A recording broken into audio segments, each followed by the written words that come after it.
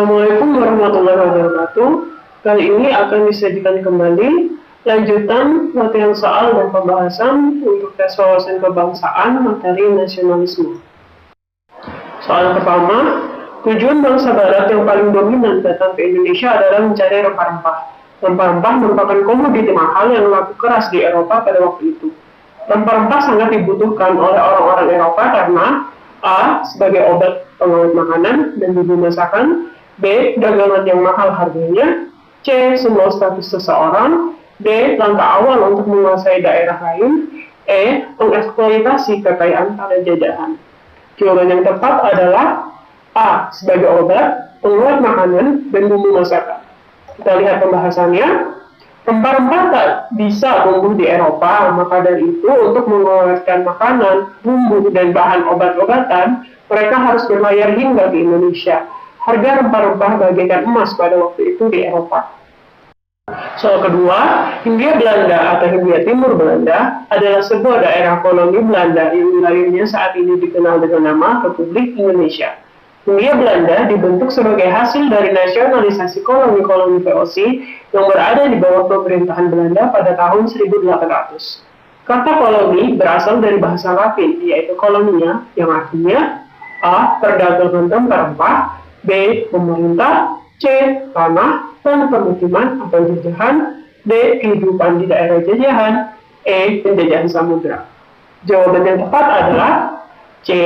Yaitu tanah permukiman atau jajahan. Kita lihat pembahasannya. Koloni atau tanah jajahan adalah tempat yang dikuasai oleh negara lain. Negara metropolitan adalah negara yang memiliki koloni. Soal ketiga, perhatikan data berikut. Yang pertama, kisah perjalanan Ferdinand Magelhaes. 2. Jayanya kota Konstantinopel tahun 1453.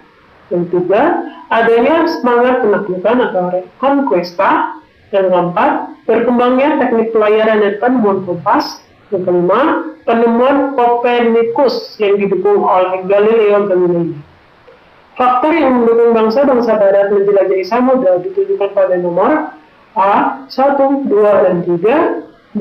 1, 3, dan 5, C. 2, 4, dan 5, D. 2, 3, dan 4, E. 3, 4, dan 5. Jawaban yang tepat adalah E. 3, 4, dan 5. Kita lihat pembahasannya. Beberapa faktor pendorong penjelajahan samudra, yaitu yang pertama, semangat reconquista, yaitu semangat pembalasan terhadap kekuasaan Islam dimanapun yang dijumpainya sebagai tindak lanjut dari perang salib. Yang kedua, semangat gospel glory. Yang ketiga, perkembangan teknologi kemaritiman yang memungkinkan pelayaran dan perdagangan yang lebih luas. Yang keempat, adanya sarana pendukung seperti kompas, teropong, mesiu, dan peta yang menggambarkan secara lengkap dan akurat garis pantai, terusan, dan pelabuhan. Yang kelima, adanya buku Imago Mundi yang menceritakan perjalanan Marco Polo di tahun 1271 sampai 1292. Kemudian yang keenam, perjalanan Ordoric da Pordenone menuju Champa yang sempat singgah di Jawa pada abad ke-14. Yang terakhir yaitu penemuan Copernicus yang didukung oleh Galileo yang menyatakan bahwa bumi itu bulat seperti bola. Matahari merupakan pusat dari seluruh benda-benda antariksa. Bumi dan benda-benda antariksa lain yang beredar mengelilingi matahari, atau yang disebut dengan teori heliocentris. Soal keempat, sistem tanah paksa adalah peraturan yang dikeluarkan oleh Gubernur Jenderal Hindia Belanda pada tahun 1830 yang mewajibkan setiap desa menyisihkan sebagian tanahnya atau 20% untuk ditanami komoditas ekspor, khususnya kopi, tebu, teh, dan paru atau nila. Pelaksanaan Hunterstelsel di Indonesia diusulkan oleh A. John Venda, B. Van den Bosch, C. Flood, D. Bijskes, E. Van der Kapellen. Jawaban yang tepat adalah B. Van den Bosch. Kita lihat pembahasannya. Johannes Graf van den Bosch lahir di Herwijenen, Lingoal, 1 Februari 1780, meninggal di Den Haag 28 Januari 1844 pada umur 63 tahun, yang merupakan Gubernur Jenderal Hindia Belanda yang ke-43. Ia memerintah antara tahun 1830 sampai 1834. Pada masa pemerintahannya, tanam paksa atau kultur stelzen mulai direalisasi. Setelah sebelumnya hanya merupakan konsep kajian yang dibuat untuk menambah kas pemerintah kolonial maupun negara induk Belanda yang kehabisan dana karena peperangan di Eropa maupun daerah koloni, terutama di Jawa dan Pulau Sumatera. Soal kelima, kedatangan Portugis di Ternate disambut baik oleh Raja Ternate dengan tujuan A. Kerjasama dalam bidang perdagangan, B.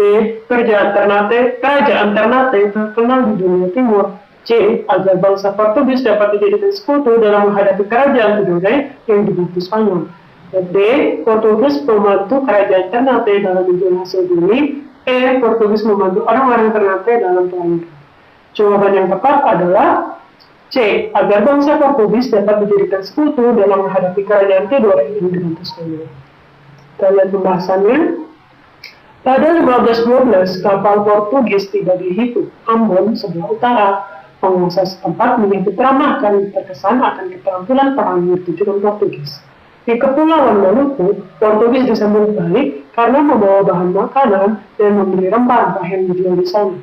Pada 1522, Portugis bersekutu dengan Ternate yang sedang bersaing dengan Tidore. Portugis membangun benteng di sana. Hubungan Portugis dengan penguasa yang beragama Islam menjadi tegang karena Portugis melakukan kristenisasi.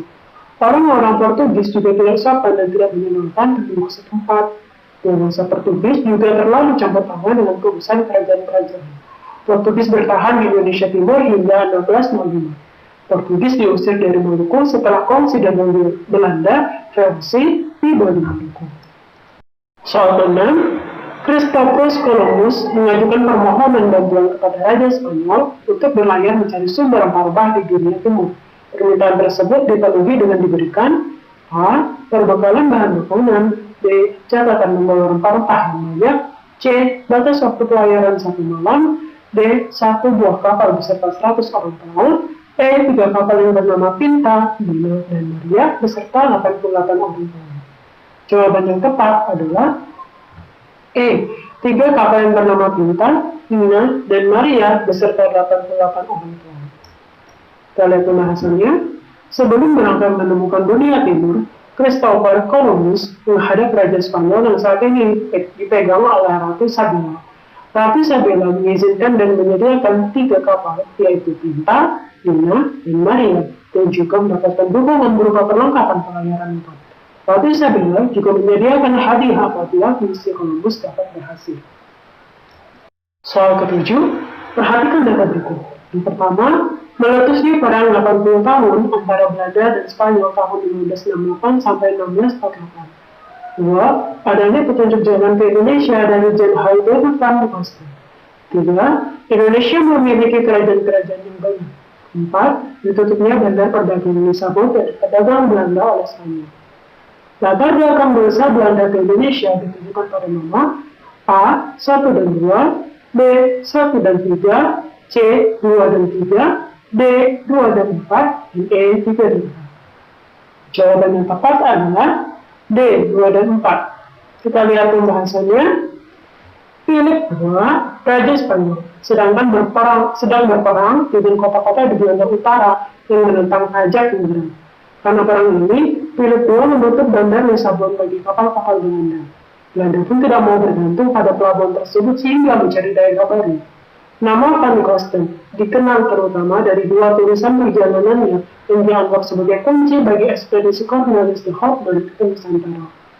Van Kosten menyalin peta pelayaran milik Portugis yang sangat dirahasiakan, sehingga membuka jalan bagi penjelajah Inggris dan Belanda ke kepulauan rempah-rempah yaitu Maluku atau Nusantara. Soal yang ke-8, VOC merupakan gabungan perusahaan-perusahaan dagang Belanda perdagangan di India Timur. Agar dapat untuk melaksanakan tugas-tugas di luar VOC oleh pemerintah Belanda diberi A. Modal yang cukup agar kegiatannya berjalan lancar, B. Hak-hak istimewa yang disebut hak oktroy, C. Kontrak tersendiri terpisah dengan pemerintah Belanda, D. Sarana transportasi yang cukup, E. Angkatan perang agar keamanan terjamin. Jawaban yang tepat adalah B. Hak-hak istimewa yang disebut hak oktroy. Kita lihat pembahasannya. Hak oktroy merupakan sebuah hak istimewa yang diberikan pada VOC oleh negara Belanda. Isi hak oktroy antara lain yaitu yang pertama, hak untuk memonopoli, kedua, hak untuk mengangkat dan memperhatikan penguasa daerah, yang ketiga, hak untuk memiliki pasukan militer, yang keempat, hak mencetak dan mengedarkan mata uang, yang kelima, hak membuat mengadakan perjanjian kesepakatan dengan raja penguasa daerah, keenam, hak membuat mendirikan benteng pertahanan dan kekuatan, yang ketujuh, hak menyatakan perang ataupun menyatakan perdamaian, dan yang terakhir yaitu hak untuk memberhentikan atau mengganti pegawainya sendiri. Soal ke-9, saat menjalankan tugasnya, Denbos mendapatkan banyak sekali kritik. Proyek pembangunan jalan raya yang dilakukan dianggap menggunakan kerja rodi dan meminta banyak korban jiwa. Pada tahun 1811, Louis Napoleon sebagai Raja Belanda memanggil Denbos pulang ke Belanda karena A. Napoleon ingin Denbos bekerja di istana kerajaan. B. Keinginan Denbos sendiri untuk pulang ke Belanda. C. Denbos sudah tidak sanggup memimpin pasukan Indonesia. D. Napoleon menganggap bahwa tindakan Denbos sangat otoriter. E. Perekonomian Belanda sudah membaik. Jawaban yang tepat adalah B. Napoleon menganggap bahwa tindakan Denbos sangat otoriter. Dalam pembahasannya, saat menjalankan tugasnya, Denbos mendapatkan banyak sekali kritik. Proyek pembangunan jalan raya yang dianggap menggunakan kerja rodi dan meminta banyak korban jiwa. Sejarawan Indonesia yang banyak mengandalkan informasi dari asli Belanda ikut berbuat kesalahan dengan menerima kenyataan pembangunan jalan antara anyar pendudukan melalui kerja rodi.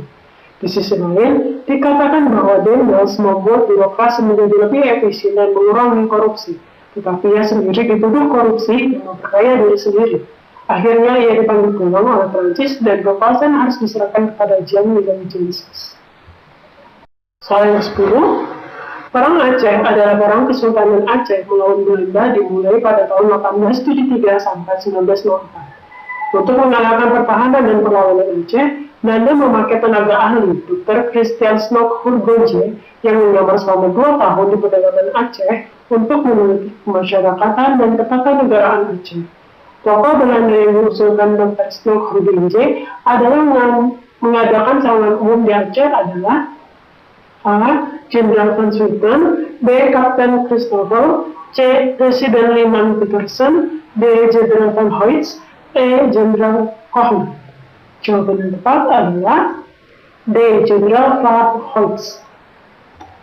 Dalam pembahasannya, usulan strategi Snok Hurgonje kepada Gubernur Militer Belanda Johannes Benedictus van Hoyts adalah supaya golongan Kumala, yaitu sultan yang berkedudukan di Kumala, dengan pengikutnya dikesampingkan dahulu, tetap menyerang terus dan menghantam terus kampung lama.